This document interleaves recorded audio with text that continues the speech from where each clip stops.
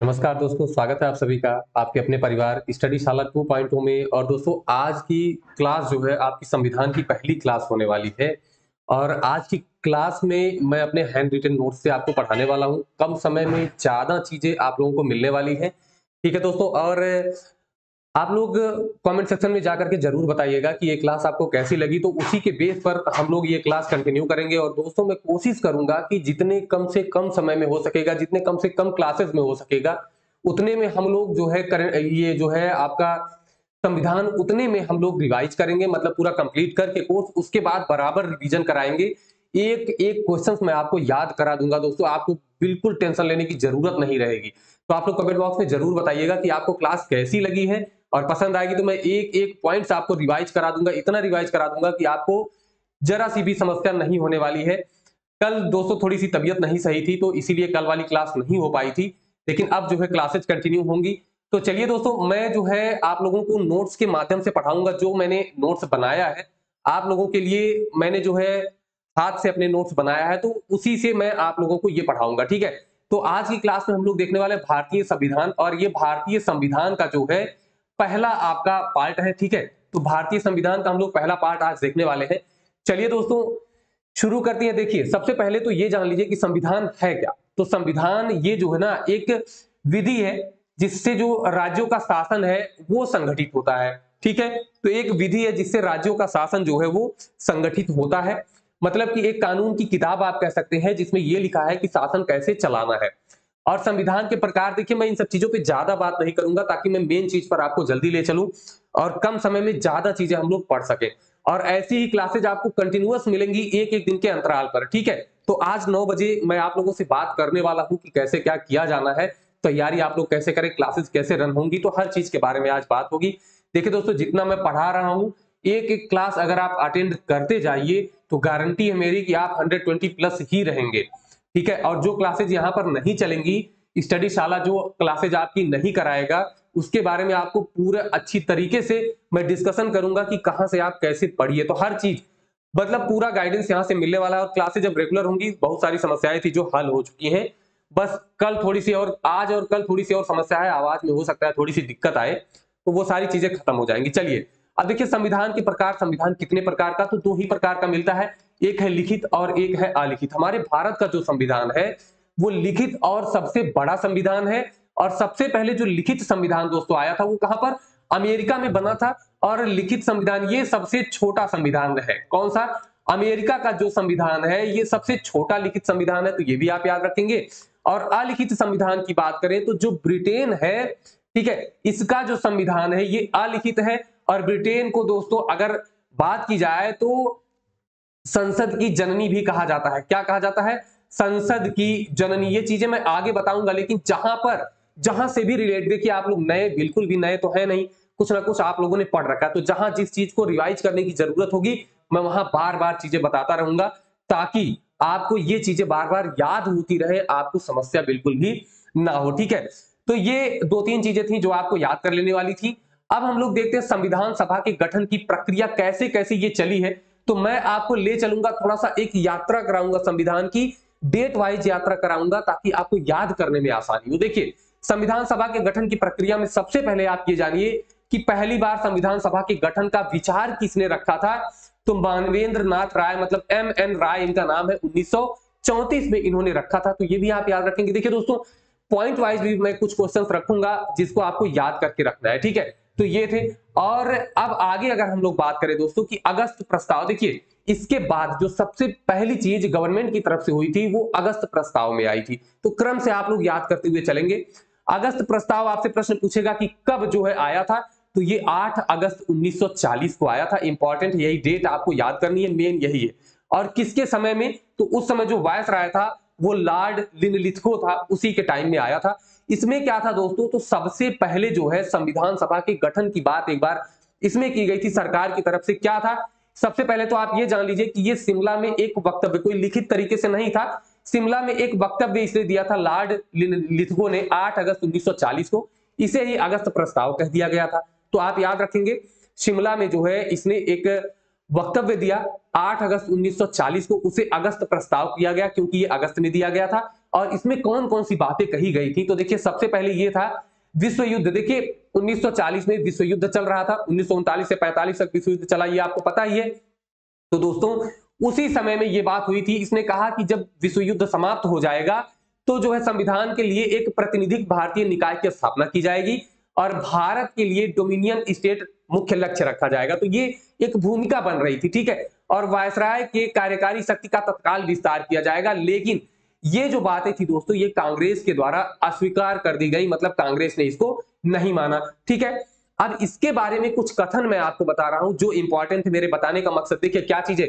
पहला आपको याद करना, अगस्त प्रस्ताव कब, तो 8 अगस्त 1940 किसके समय में, लॉर्ड लिनलिथगो के समय में, और दोस्तों कांग्रेस ने अस्वीकार कर दिया। इतनी चीजें आपको यहां पर याद करनी है। और कथन कुछ लोगों का था इसके विषय में, क्या कथन था देखिए, जिस डोमिनियन स्टेट की स्थिति पर यह प्रस्ताव आधारित है वह दरवाजे में जड़ी जंग लगी कील की तरह है। तो दोस्तों आपसे प्रश्न पूछा जाएगा कि अगस्त प्रस्ताव को दरवाजे में जड़ी जंग लगी कील की तरह किसने कहा, तो ये कहा था नेहरू जी ने।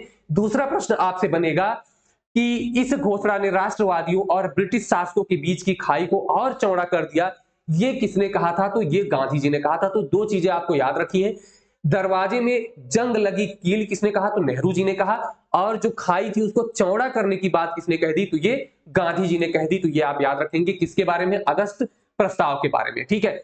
उसके बाद जो संविधान निर्माण की बात होती है क्रिप्स प्रस्ताव में होती है। क्रिप्स प्रस्ताव कब आया, तो मार्च 1942 में क्रिप्स प्रस्ताव आया था। इसके अध्यक्ष कौन थे, तो स्टेफोर्ड क्रिप्स थे। और जब दोस्तों ये आया तो उस समय ब्रिटेन का पीएम कौन था, क्योंकि उसी ने भेजा था। विंस्टन चर्चिल जो था ये उस समय ब्रिटेन का पीएम था। और जब यहां पर आए तो 1942 में वही लॉर्ड लिनलिथगो जो था वही वायसराय भी था। तो ये तीन चीजें आपको याद रखनी है। कब आया, मार्च 1942 में क्रिप्स प्रस्ताव, और किसके अध्यक्षता में, तो स्टेफोर्ड क्रिप्स की अध्यक्षता में। किसने भेजा, तो ब्रिटेन के तत्कालीन जो प्रधानमंत्री थे विंस्टन चर्चिल के द्वारा भेजा गया। और वायसराय कौन था, लॉर्ड लिनलिथगो था। इसका भी उद्देश्य क्या था दोस्तों, तो संविधान सभा का गठन करना ही इसका उद्देश्य था। लेकिन इसे भी कांग्रेस और मुस्लिम लीग दोनों ने अस्वीकार कर दिया। क्यों, ये इसलिए अस्वीकार कर दिया दोस्तों, मैं इतिहास में आपको मुस्लिम लीग और ये सारी चीजें बताऊंगा कि कब गठन हुआ, किसने गठन किया, सारी चीजें मैं आपको बताऊंगा। तो इतिहास में ये सारी बातें हम लोग करेंगे, ठीक है। देखिए क्योंकि उद्देश्य इसका भी था संविधान सभा का गठन करना, लेकिन इसने जो शर्तें रखी थी क्रिप्स प्रस्ताव ने, इसमें लिखा था कि जो प्रांत होंगे, ठीक है, उनको स्वेच्छा से संविधान को मानने, जैसे जो भारत सरकार संविधान बनाती उसको मानने न मानने का अधिकार होता। तो दोस्तों ये तो तोड़ने वाली बात हो गई थी, ठीक है। और दूसरी चीज ये हो गई थी कि अगर वो प्रांत चाहे तो अलग से अपना संविधान बना सकता है। तो ये तो एकदम अलगाव वाली बात हो रही थी। दूसरी चीज ये थी कि संविधान में बनाने में यदि किसी चीज पर असहमति होती है तो उसके लिए ब्रिटिश सरकार के बीच संधि पत्र पर हस्ताक्षर भी करना पड़ेगा। किसको किसको, संविधान सभा को और जो है दोस्तों ब्रिटिश सरकार के बीच में। तो ये दोनों चीजें थी जिससे जो है थोड़ा सा ये बांटने वाला काम हो रहा था। तो कांग्रेस को इसलिए नहीं पसंद आया कि ये बांटने वाला काम कर रहे हैं। मुस्लिम लीग ने क्यों अस्वीकार कर दिया, क्योंकि इसमें जो है बांटने का काम तो था लेकिन वो सांप्रदायिक आधार पर नहीं था, मतलब धार्मिक आधार पर नहीं था, इसलिए मुस्लिम लीग ने भी इसको मना कर दिया। इसके बारे में एक और इंपॉर्टेंट चीज है कि इसे गांधी जी ने क्या कहा था, पोस्ट डेटेड चेक या उत्तर दिनांकित चेक कहा था, या मतलब आप कह सकते हैं कि रिजेक्टेड चेक था ये।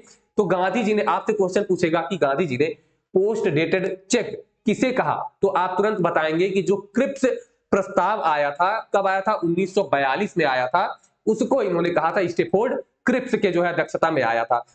इसके बाद दोस्तों जो हमारे संविधान सभा के निर्माण के लिए सबसे महत्वपूर्ण मिशन आया वो था कैबिनेट मिशन, और यहीं से आपके संविधान निर्माण की प्रक्रिया एकदम महत्वपूर्ण स्थिति में आ जाती है, ठीक है। आप लोगों को दिख रहा होगा ये, तो जूम करने की मुझे नहीं लगता बहुत आवश्यकता पड़ेगी, ठीक है। तो ये चीजें हो गई, ठीक है, इतना बेहतर होगा। अब दोस्तों हम लोग देखते हैं, देखिए यहां पर है कि कैबिनेट मिशन कब आया। पहला प्रश्न आपसे इंपॉर्टेंट पूछा जाएगा कि कैबिनेट मिशन भारत कब आया, 24 मार्च 1946 को आया। याद रखेंगे कितने सदस्य थे इसमें, तो कैबिनेट मिशन में 3 सदस्य थे। कौन कौन से थे, इनको याद करेंगे, PAK पाकिस्तान से याद कर लेंगे। PAK पहले थे पैंथिक लॉरेंस, दूसरे थे अलेक्जेंडर, और तीसरे थे क्रिप्स, मतलब स्टेफोर्ड क्रिप्स, वही जो क्रिप्स प्रस्ताव में आए थे, ठीक है। तो दोस्तों आपसे प्रश्न पूछेगा कि कितने सदस्य, तो आपसे 3 के नाम देगा और चौथा कोई दूसरा दे देगा। कहेगा कि इसमें कौन नहीं था, तो ये आप याद रखेंगे। पैंथिक लॉरेंस, एबी अलेक्जेंडर और स्टेफोर्ड क्रिप्स, इसके अध्यक्ष कौन थे? तो ये थे पैंथिक लॉरेंस जो थे। ये क्वेश्चन पूछा जा चुका है कि जो कैबिनेट मिशन आया था कितने सदस्य थे और उसकी अध्यक्षता किसने की थी, ठीक है। चलिए, तो आपको यह बताना रहेगा कि पैंथिक लॉरेंस जो थे उन्होंने उसकी अध्यक्षता की थी। तीन चीजें आपके सामने कौन कौन सी, 24 मार्च 1946 को आया, 3 सदस्य थे, कौन कौन थे ये भी आपने देख लिया और अध्यक्षता किसने की ये भी देख लिया। अब किस ब्रिटिश प्रधानमंत्री के कार्यकाल में ये आया था? तो दोस्तों 1946 में विश्व युद्ध समाप्त हो चुका था और जो चर्चिल था, जो वहां का प्रधानमंत्री था, वो बदल गया था, ठीक है। अब वहां पर प्रधानमंत्री बने एटली, क्लीवेंट एटली बने। उन्होंने जो है कैबिनेट मिशन का गठन करके वहां से भेजा, जो कि 24 मार्च जो है 1946 को यह मिशन दिल्ली पहुंचा था, ठीक है। अब इसका उद्देश्य क्या था, मैं आपको पॉइंट वाइज लेकर के चल रहा हूं, ठीक है। तो कैबिनेट मिशन का उद्देश्य, सारी चीजें एकदम क्रम से करते चलिएगा। इसका उद्देश्य था संविधान सभा का गठन करना, ठीक है। और किस आधार पर करना था? तो प्रांतीय विधानसभाओं द्वारा अप्रत्यक्ष निर्वाचन के आधार पर संविधान सभा के जो सदस्य होते वो चुने जाते और 10 लाख जनसंख्या पर एक प्रतिनिधि का जो चुना जाना था वो वहां पर तय किया गया था। तो ये भी आप याद रखेंगे दोस्तों, ठीक है। तो आपकी बात हो रही है किससे?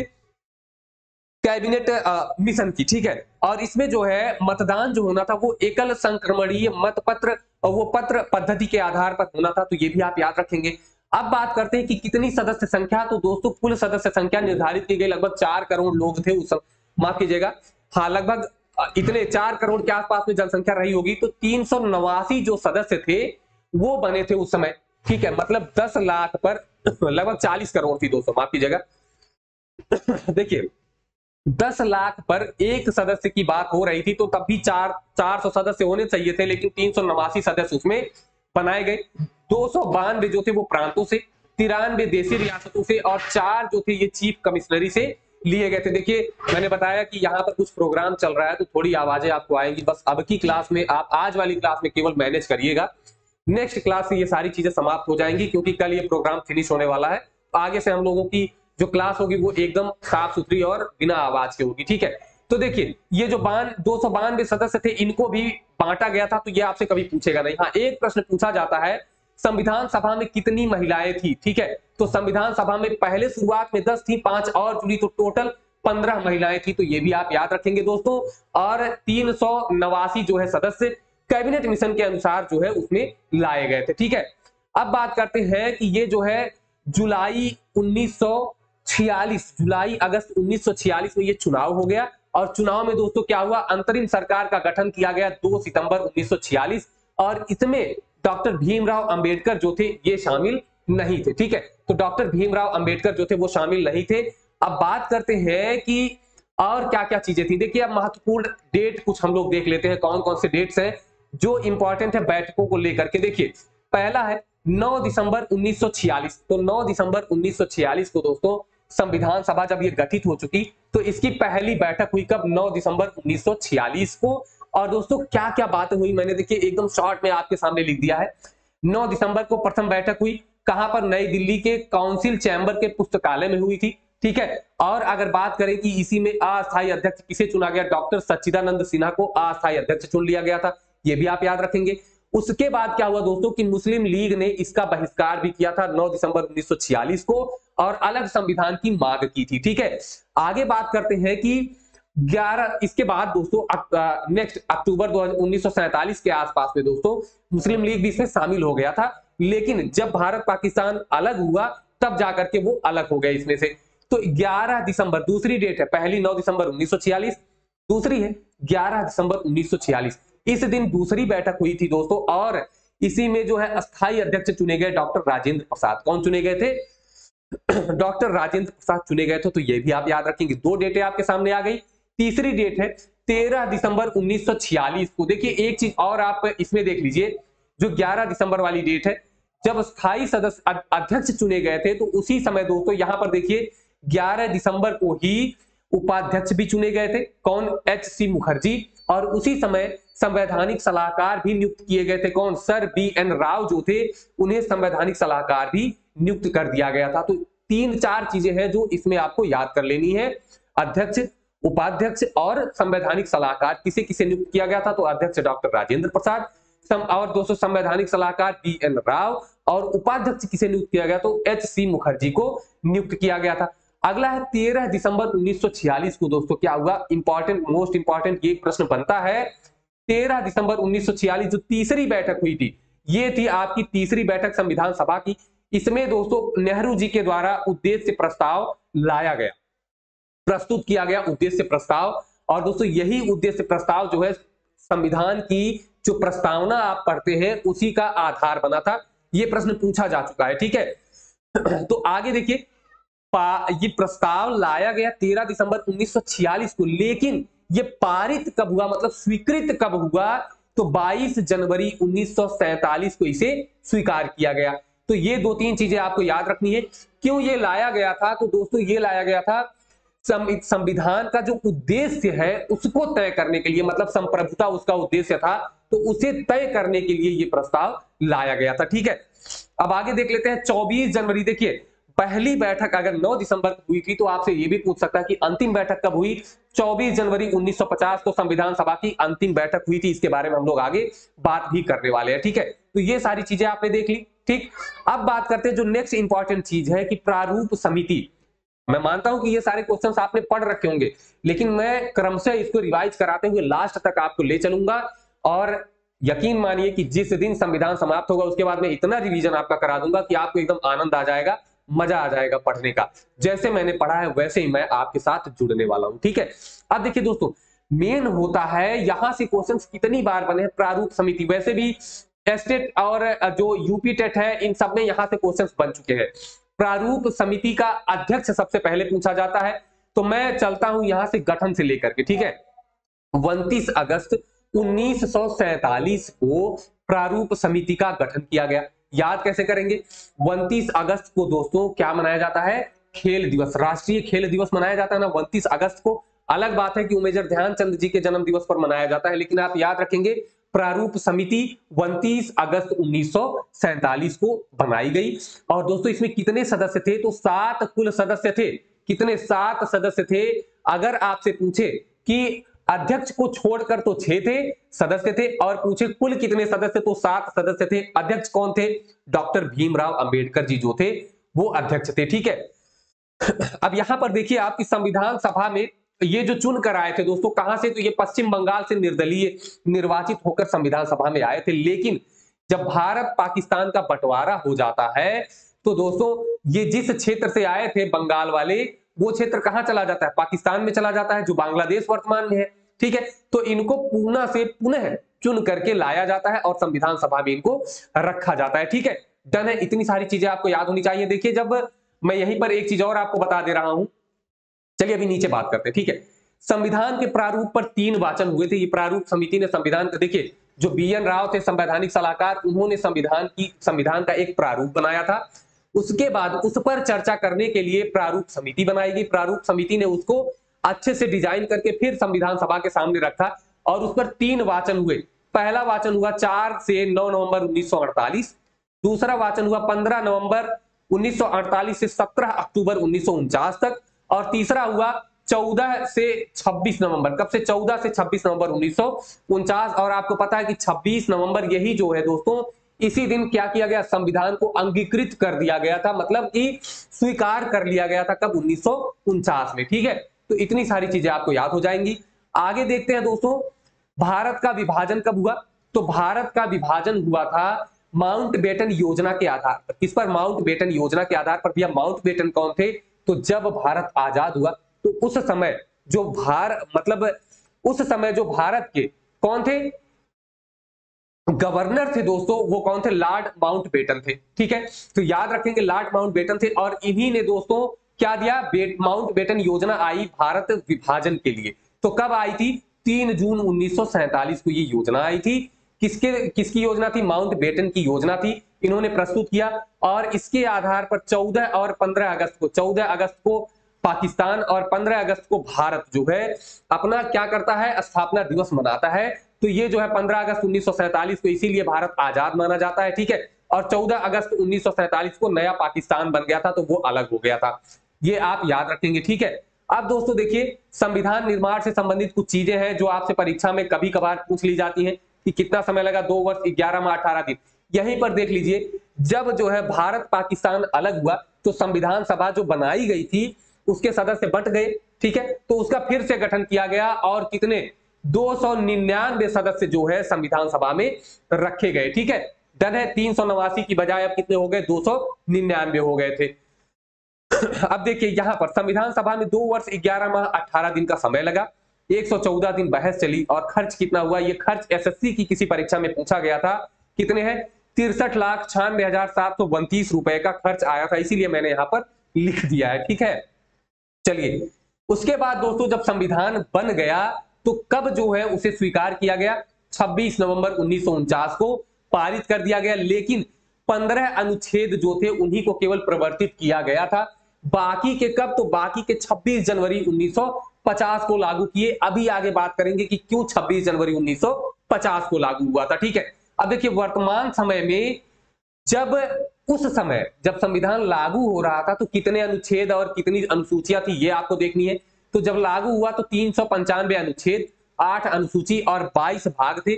वर्तमान में दोस्तों जो अनुच्छेद है ना, ये आपसे नहीं पूछेगा क्योंकि 465 से ज्यादा हो चुके हैं। 465 मैंने डाटा में देखा है, लेकिन अब 465 से ज्यादा हो चुके हैं, तो ये आपसे नहीं पूछता है। आपसे केवल भाग और अनुसूची पूछेगा। वर्तमान में 12 अनुसूचियां और 25 भाग है, ये याद रखेंगे। अनुसूचियों के बारे में नेक्स्ट क्लास में हम लोग अच्छे से पढ़ेंगे, ठीक है।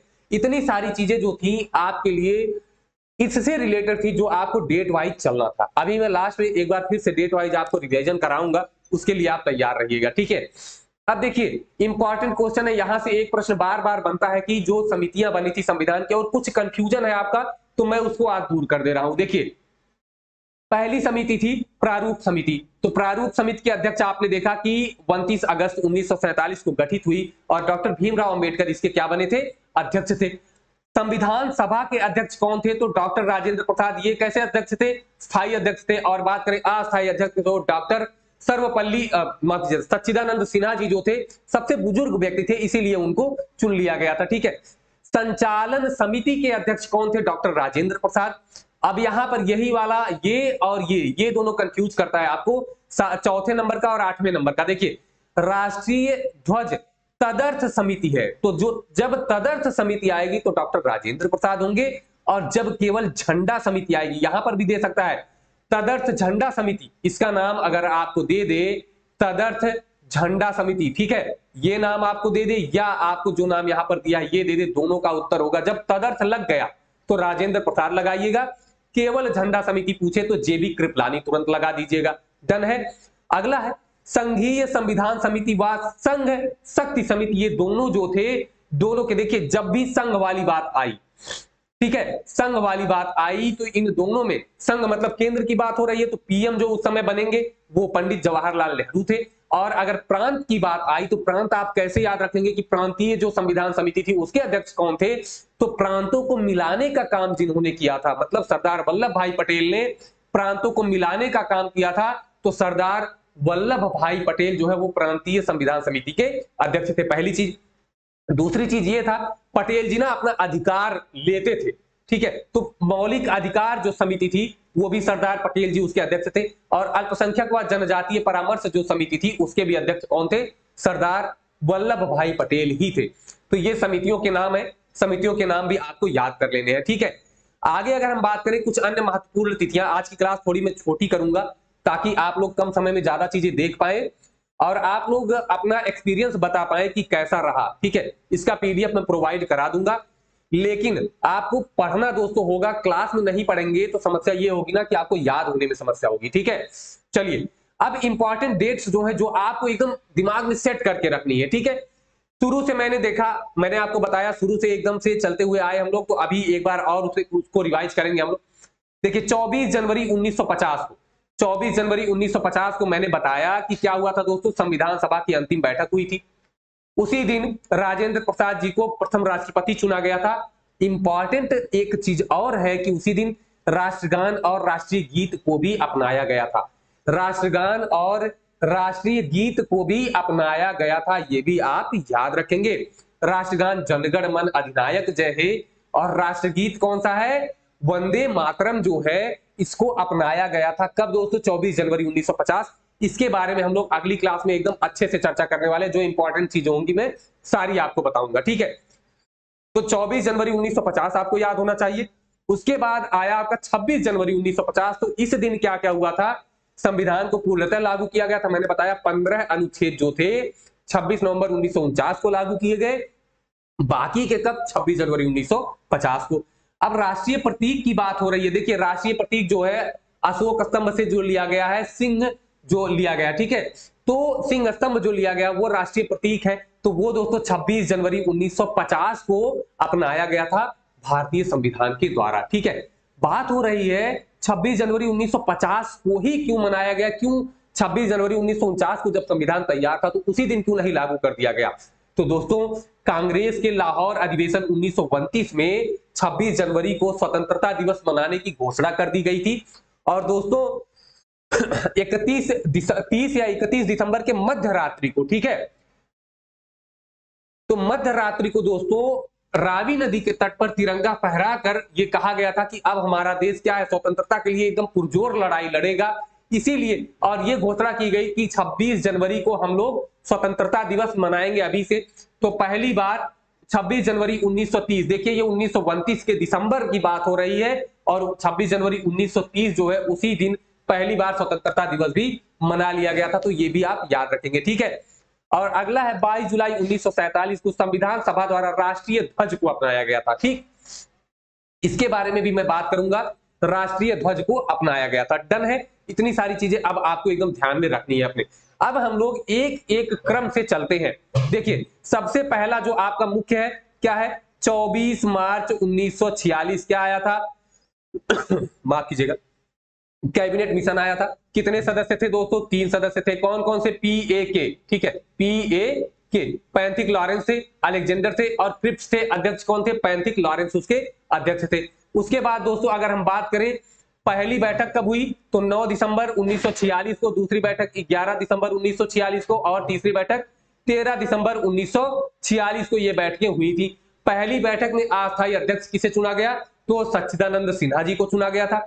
दूसरी बैठक की बात करें दोस्तों तो दूसरी बैठक में अस्थायी अध्यक्ष चुना गया था, उपाध्यक्ष चुना गया था और संविधान के सलाहकार नियुक्त किए गए थे BN राव। स्थायी अध्यक्ष डॉक्टर राजेंद्र प्रसाद। अस्थायी अध्यक्ष कौन चुने गए? तो HC मुखर्जी माफ कीजिएगा, उपाध्यक्ष HC मुखर्जी चुने गए थे और सलाहकार BN राव चुने गए थे। तो दोस्तों ये 11 दिसंबर वाली बात हो गई थी। और 13 दिसंबर 1946 को क्या हुआ था? तीसरी बैठक हुई थी। और उद्देश्य प्रस्ताव किसने जो है पेश किया था? तो जवाहरलाल नेहरू जी ने उद्देश्य प्रस्ताव पेश किया था। तो ये भी आप याद रखेंगे दोस्तों।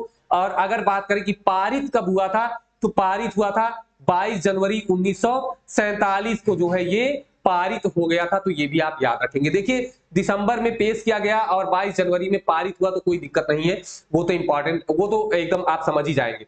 अगला था दोस्तों 29 अगस्त, क्या था? 29 अगस्त 1947 को क्या हुआ था? प्रारूप समिति बनी थी। प्रारूप समिति बनी थी। कितने सदस्य थे दोस्तों? तो इसमें 7 सदस्य थे, जिसमें से अध्यक्ष 1 थे और 6 जो है क्या थे? सदस्य थे। तो ये भी आप याद रखेंगे। अब 6 सदस्य का नाम आपसे नहीं पूछा जाएगा तो मैं वो नहीं बताऊंगा। अध्यक्ष कौन थे? तो डॉक्टर भीमराव अंबेडकर जी जो थे वो इस समिति के क्या थे? अध्यक्ष थे। तो इतनी सारी चीजें मैंने अभी आपको याद करा दी, ठीक है। उसके बाद क्या था दोस्तों? देखिए यहां तक हम लोग आ गए। उसके बाद 3 जून 1947 को माउंटबेटन योजना आई और भारत पाकिस्तान का जो है बंटवारा हो गया। और दोस्तों संविधान कब लागू हुआ? 26 नवंबर 1949 को लागू हुआ। पूर्णतः 26 जनवरी 1950 को लागू हुआ। 2 वर्ष 11 माह 18 दिन लगे इसको बनाने में, ठीक है। इतनी सारी चीजें आपको याद हो गई होंगी। अब कितने अनुच्छेद, कितने जो उस समय वाला आपको याद करना है, कितनी अनुसूचियां, कितने भाग आपको याद हो जाएंगे। अनुसूचियां वगैरह तो मैं आपको एकदम अच्छे से याद ही करा दूंगा, तो इसके लिए आप लोग निश्चिंत रहेंगे। जितनी समितियां थी समितियां मैंने आपको बता दिया। देखिए जो संघ वाली है, संघीय संविधान समिति है या संघ शक्ति समिति है, दोनों के नेहरू जी होंगे। जो प्रांत वाली है जैसे प्रांतीय संविधान समिति है, और जो जोड़ने वाली है, ठीक है, जैसे मौलिक अधिकार वाला है, तो ये दोनों के सरदार वल्लभ भाई पटेल। बात आती है संचालन समिति और संविधान सभा, तो इसके राजेंद्र प्रसाद जी है। तदर्थ समिति और झंडा समिति दोनों अलग अलग। तदर्थ झंडा समिति के राजेंद्र प्रसाद जी, और बात करें कि केवल झंडा समिति की तो उसके JB कृपलानी। तो ये दोस्तों डेट रहे हम लोगों के। और 24 जनवरी आपने देख ही लिया, अंतिम बैठक हुई थी। राजेंद्र प्रसाद जी प्रथम राष्ट्रपति चुने गए थे। और राष्ट्रगान और राष्ट्रीय गीत इंपॉर्टेंट है ये, राष्ट्रगान और राष्ट्रीय गीत। तो 24 जनवरी आपके दिमाग में सेट हो जाना चाहिए। 26 जनवरी को राष्ट्रीय प्रतीक लिया गया था, ये भी आप याद रख लेंगे। और 22 जुलाई 1947 को राष्ट्रीय ध्वज जो है अपनाया गया था। तो इतनी सारी चीजें थी दोस्तों। आज की क्लास यहीं तक होगी। नेक्स्ट क्लास ऐसे ही आपको कम समय में ज्यादा चीजें मैं देने की कोशिश करूंगा। मैंने बहुत ही व्यवस्थित क्रम में रखने की कोशिश की है। अगर आपको ये क्लास पसंद आए तो कमेंट बॉक्स में जरूर बताइएगा, ताकि नेक्स्ट क्लास जो करानी रहेगी उसके लिए थोड़ा सा मुझे भी उत्साहवर्धन हो। अगली क्लास में आपको दिया जाएगा जो मंत्रिमंडल बना था, कुछ उसके प्रश्न 2-4 रहेंगे। और उसके बाद हम लोग पढ़ेंगे कौन सी चीज कहां से ली गई है, और हम लोग प्रस्तावना पढ़ेंगे। तो नेक्स्ट क्लास में इतनी सारी चीजें छोटी सी क्लास में कवर करने की कोशिश रहेगी। उसके बाद हम लोग मूल अधिकार, नागरिकता, ये सब पर चलेंगे। ठीक है, तो चलिए दोस्तों, आज की क्लास यहीं तक है। फिर मिलेंगे, तब तक के लिए नमस्कार, धन्यवाद, जय हिंद।